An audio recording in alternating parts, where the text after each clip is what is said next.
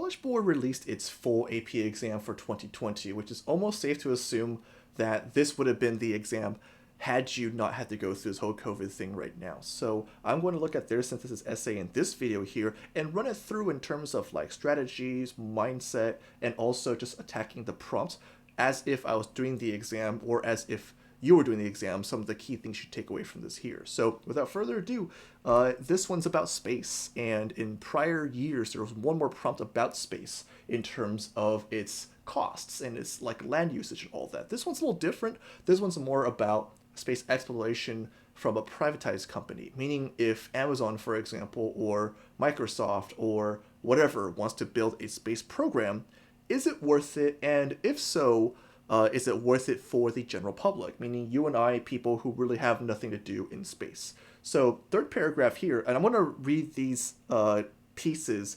only selectively from like one line to another. Otherwise, I'm going to kind of like summarize and everything because I would make the assumption or I encourage you to read all the sources and prompts and so forth yourself. So this is kind of like review of anything where you do first and then later you come back to check out. So that's fine if you don't want to do that method and just kind of like follow me through, but otherwise it's recommended and suggested you do. So anyways, third paragraph here, it says, write an essay that synthesizes material from at least 3 of the sources and develops your position on the extent to which privatizing space exploration is beneficial. So this is the actual task that College Board is asking you for, and at the same time, you want to be mindful that it's always like a 3-part question that your thesis should answer in all parts. First one, do you have a position on this topic here? Got to make sure you're like pro or con.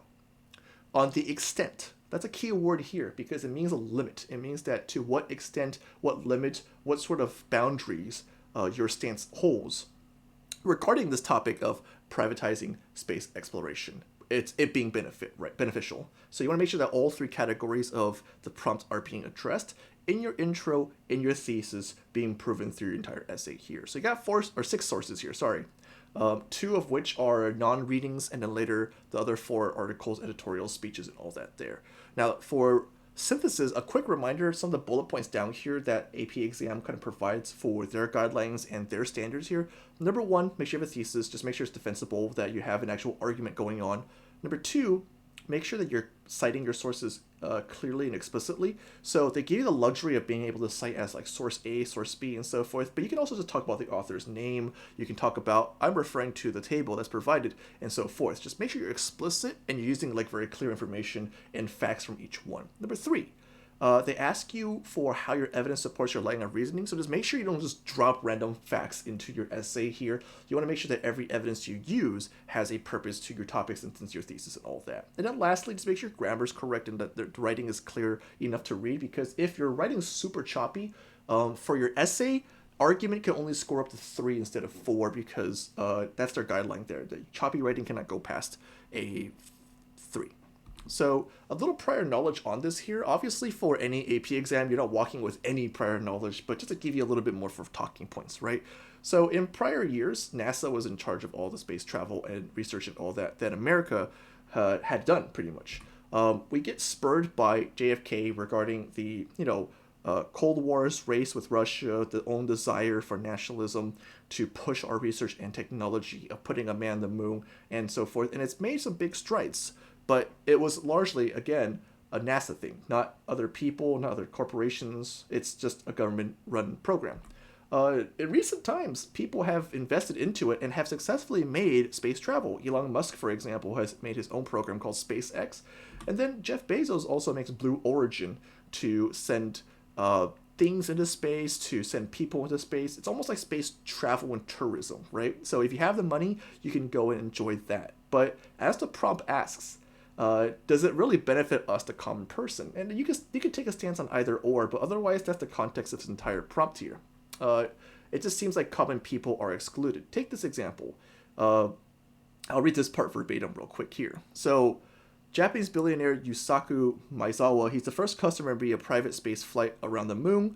It's 11 minutes of a trip, and he paid 200 to 300K a ticket, meaning an average of 250K, because he went with other people. He brought like artists and other like people in media and design and all that. But it's an 11-minute trip. It's 250K. No one's being able to pay that. especially if you're a common person. And it's pictured here as another person who I think spent the most in terms of just like leisurely space travel. This is Richard Garriott. So if you play online games, he's actually the godfather of online games and also of Dungeons and Dragons. So basically, the story goes where he's with the Dungeons and Dragons guys at a summer camp. They all play the game, and he thought, let's make this into a computer game. Wait, even better, let's make this into an online game that other people can play with each other. And so, if you play anything from like League to World of Warcraft to anything that predates what we know now, thank this guy. But you can also thank him for spending $30 million to stay in space for 12 days, which is kind of ridiculous. It's kind of like, wait, but why, right? But it's something that he enjoyed, but only he could afford. And that's something to consider in this prompt, that we, again, probably can't afford this luxury. So let's have a stance regarding this here, in terms of whether we think it's worthwhile, what are our prohibitions for this here. Again, the big word to consider is extent, which is the limitations, the, how much of a benefit or non-benefit it is. We got to make sure there's a cutoff in terms of what we're arguing here. So this is my thoughts on this here. You can't really have a stance without having some thoughts regarding any prompt here. My first one's this. Space travel has historically been a measurement of technology as well as a definer of national unity. Definer of national unity. So in this case, I think on a, I don't know if the word's moralistic, but at least on an integrity level of a country, regarding progress, regarding being first at whatever, space has been that new frontier, right? So it has a historical background. Number two, it appears that while the US might not have enough funds for space travel, many businesses do possess a lot of money to spend. Yeah, it's true, because it comes from taxpayer money, of which might not meet the space travel and research requests that the government has. So in this case, businesses have tons of money. You can ask them for that revenue. So it's a nice sort of call to action for any of those who want to contribute here. Here's something to consider, though. I'm worried about how much this new frontier's benefits will further the power of those already rich. What if space is actually crucial in the future, but companies have a monopoly over it? Like, I'm thinking about the two names I brought up earlier, Elon Musk and of Jeff Bezos. They're already kind of like the, I don't want to say robber barons, but it has that like monopoly indication, right? That they own a lot and they possess a lot in terms of money and power and wealth. So I'm thinking, if space is something that we're going to logistically and realistically pursue, what if these guys basically get a hand on that first, right? And we lose another thing to big corporations and all that there. So that's my thought.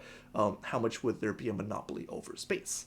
And then lastly, private companies can create jobs of research and development that the US may not be willing to invest, which is a good thing, because there's a lot of scientists and a lot of people who study things that regard itself to space travel, but they don't have a job right now because there's no funding from NASA. So having this as an outlet would, put a lot of jobs back into America. So with all that in mind, here's my thesis. All the 4 points I had, I want to boil it down to my stance, my position, my limitations on effectiveness. I wrote, space travel's economic costs are too extensive for the US alone, requiring private businesses to invest into NASA's development, but not hold political influence. So in this case, I'm arguing the fact that the costs are too expensive, right? It's more of a fact, a statement. But regarding that, I'm saying that it requires private businesses to now invest. So I do agree with this. I do agree that businesses should invest into NASA's development or into space travel in general, but not hold political influence. So in this case, there should be some sort of law. This is my limitation, right? My extent.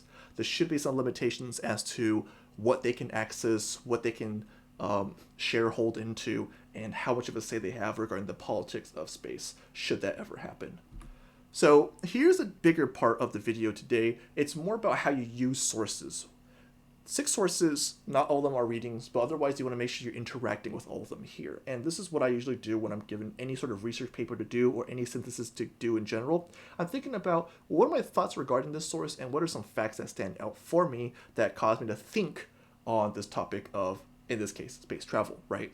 So one thing I consider every time is, what are the best points made by the source? Number 2, what facts are or could be useful for me to infer, not just because they sound good with their numbers, but I'm thinking about what are the implications of those numbers. And then later, for every source, my biggest challenge for myself is I'm trying to find at least 3 big items per source, meaning 3 big inferences or facts or just any utilization of the source itself interact with the reading. I can't stress this enough. What I mean is this: the readings themselves, you want to be hyped for, you want to make sure that you're making them useful for proving your point. You can't just treat it like just dull information. It has to be actively used, and you have to have some sort of thought regarding this here. So as I'm reading them, I'm asking questions, I'm kind of like hypothesizing, I'm kind of thinking like, well, what is the use of this piece here, or what are my impressions of what's being argued or stated within these readings altogether? So that's your challenge as well. I'm going to go through those 6 sources with you in this point here. Again, you want to make sure you've read these sources already, or at least had some interaction or skim with them, because otherwise, in my explanation of them, you might not have a clear idea of what I mean. So without further ado, the first one's by Kevin McCarthy. It's a speech, I believe, that he gives, a hearing before the Subcommittee on Space, Committee on Science, Space, and Technology. 3 things I got from this particular work here. The first one is this: Americans stem from a pioneering and explorative background. Space is that next frontier. It's kind of the whole JFK thing, right? That this senator, or is he a, maybe he's a, what do you call it? Representative. But anyways,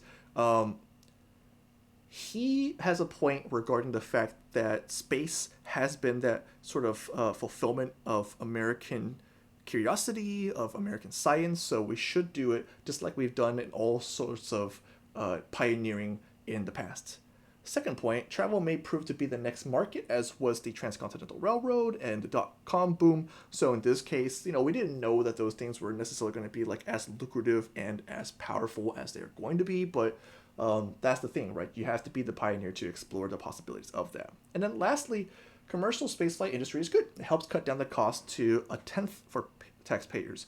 So if you read the piece there, his argument was that in order to cut down taxpayers' cost for space technology and research and all that there, other companies can take up the onus and then later contribute their own research and all that there. So this one definitely pro space travel.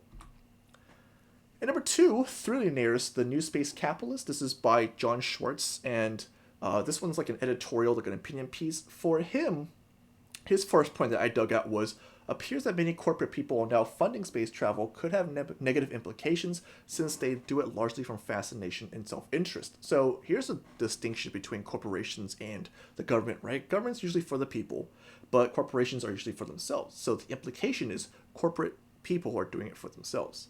Second thing I noticed was it does create new businesses and markets and all that there. That seems to be useful, but it seems to be like the bidding for those who are paying, meaning that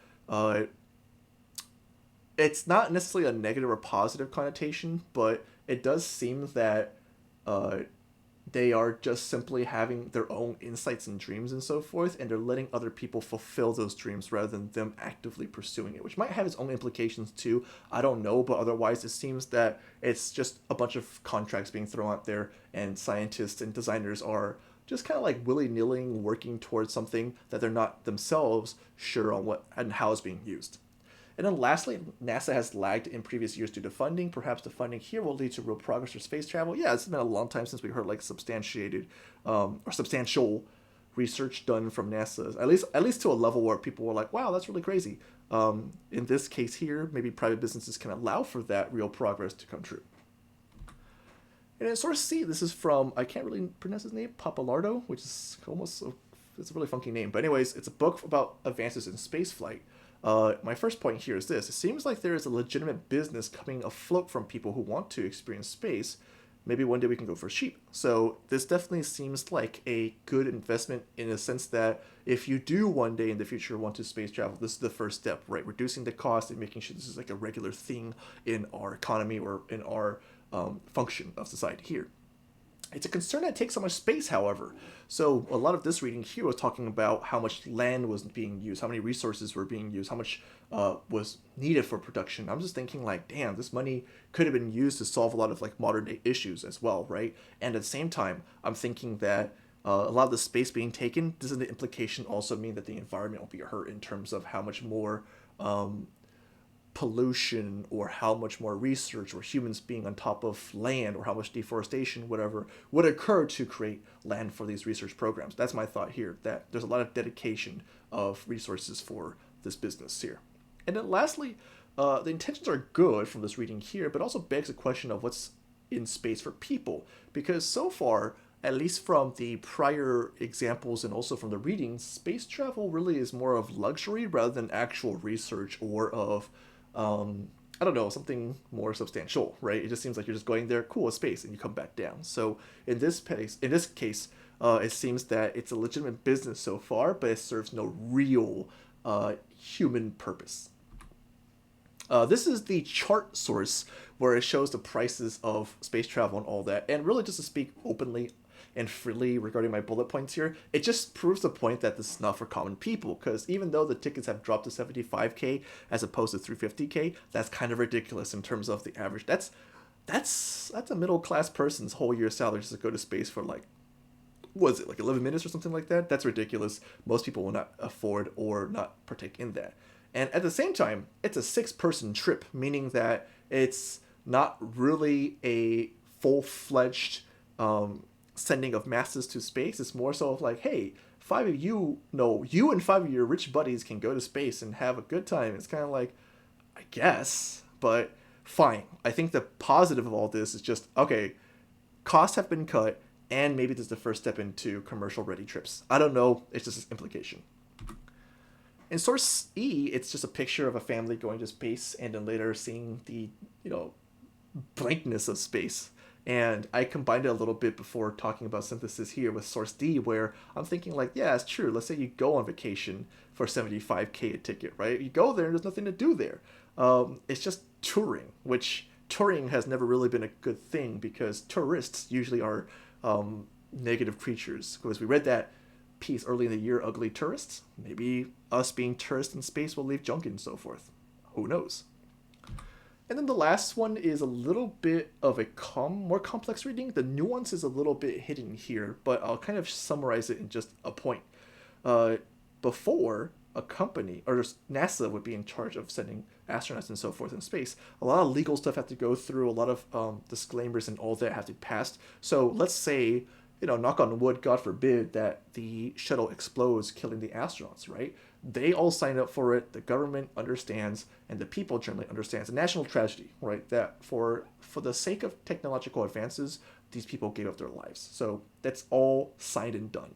But let's say someone dies under the care of a company. Well, that's a way different legal operation, right? Because if you look at previous examples of workplace management, of people's safety and all that there, how much responsibility is the company supposed to take account for and be legal for? So that's what this piece is about, which is a good question. Space travel, along with it, comes with a lot of questions regarding our sort of ethics, our morals, and our defense for it. So all in all, basically, the piece was asking for the government to be more involved with those legal matters if this was to be the next big deal. So, with all this in mind, I was going to give a really quick example of synthesis here with all the sources in mind. I've interacted with all my sources here, and I had a really good talk just trying to contextualize and understand what each one was saying. So, if I was to put some sources together, you want to do something like this, where you're finding trends and motifs and similarities. In source A, it discussed the benefits of exploration as well as the American spirit of expansion.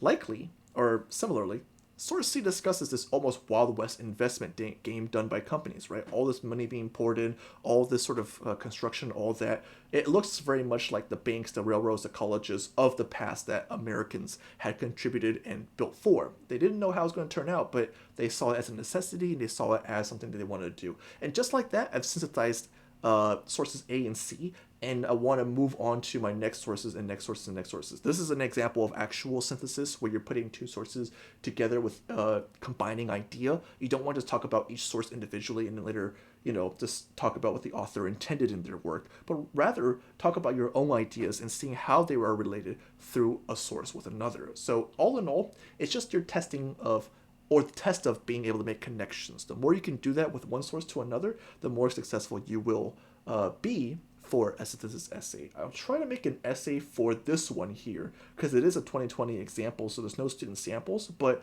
I think I'll try to write a sample essay for this just so you have a better idea of what synthesis looks like and where the combinations exist.